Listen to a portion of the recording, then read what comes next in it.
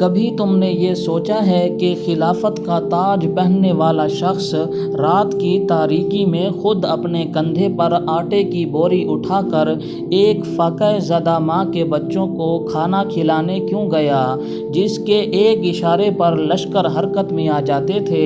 اس نے ایک گمنام خیمے کے باہر بیٹھ کر آگ جلائی، اپنے ہاتھوں سے کھانا پکایا اور سجدے میں گر کر رو دیا، کیونکہ اسے ڈر تھا کہ روز قیامت ایک ماں کی بھوک کا حساب اللہ پوچھے گا۔ یہ کوئی افسانہ نہیں، یہ وہ حقیقت ہے جس نے وقت کے فرعونوں کو ہلا کر رکھ دیا اور دنیا کو بتایا کہ اصل طاقت حکومت میں نہیں بلکہ انسانیت کے درد میں ہوتی ہے۔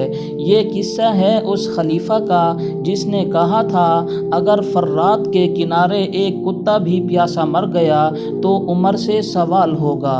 تو آئیے بڑھتے ہیں اپنے قصے کی جانب۔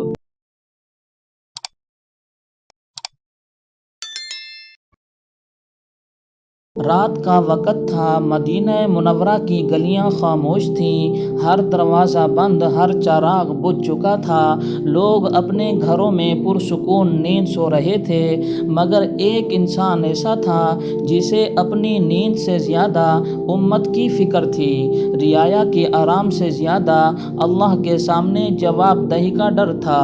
وہ تھے امیر المومنین خلیفۃ المسلمین حضرت عمر بن خطاب رضی اللہ عنہ، جن کی خلافت میں انصاف اس قدر رچا بسا تھا کہ اگر دریائے فرات کے کنارے ایک کتا بھی پیاسا مر جاتا تو حضرت عمر خود کو قصوروار سمجھتے۔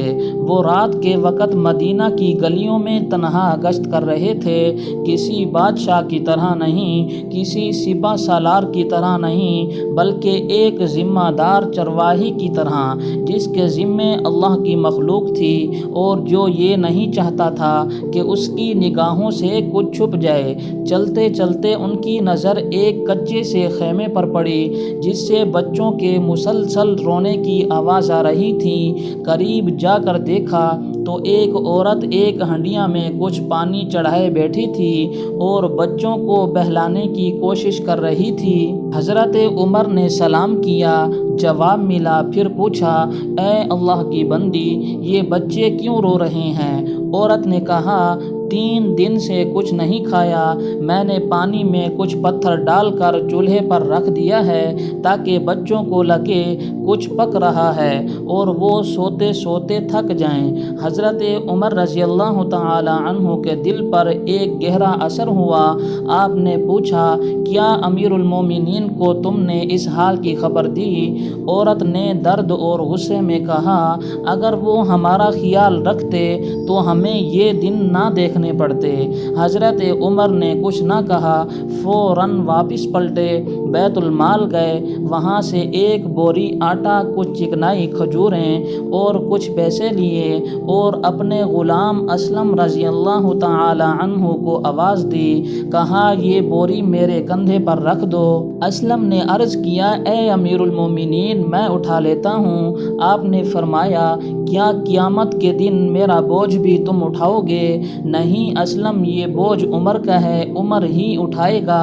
اور وہ بوری اپنے کندھے پر رکھ کر مدینہ کی سنسان گلیوں سے دوبارہ اس خیمے کی طرف روانہ ہو گئے۔ وہاں پہنچ کر نہ صرف سامان عورت کو دیا بلکہ خود آگ جلائی، اپنے ہاتھوں سے کھانا پکایا اور اس وقت تک وہیں بیٹھے رہے جب تک بچے کھا کر ہنسنے اور کھیلنے نہ لگے۔ عورت نے آپ کو پہچانا نہیں، بس اتنا کہا، کاش خلیفہ بھی تم جیسا ہوتا۔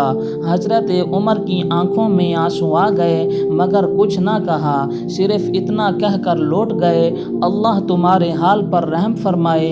اگلے دن عورت بیت المال آئی، وہاں لوگوں سے معلوم ہوا کہ جس شخص نے کل رات اسے سامان دیا وہ کوئی اور نہیں، خود خلیفہ وقت حضرت عمر تھے۔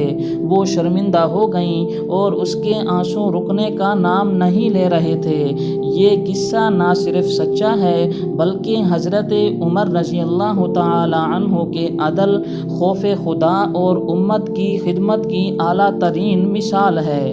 آج اگر دنیا کے حاکم حضرت عمر کی طرح رعایا کا درد دل میں رکھیں تو دنیا سے فقر، غربت، بھوک اور بے انصافی کا خاتمہ ہو سکتا ہے۔ حضرت عمر نے ہمیں سکھایا کہ اصل اسلام صرف عبادات نہیں بلکہ خلق خدا کے ساتھ حسن سلوک، انصاف اور عملی خدمت ہے۔ حضرت عمر کا یہی کردار ہمیں بتاتا ہے کہ خلافت کوئی تاج یا تخت کا نام نہیں بلکہ ایک امانت ہے، اور جو اسے نبھاتا ہے وہ دنیا و آخرت دونوں میں کامیاب ہوتا ہے۔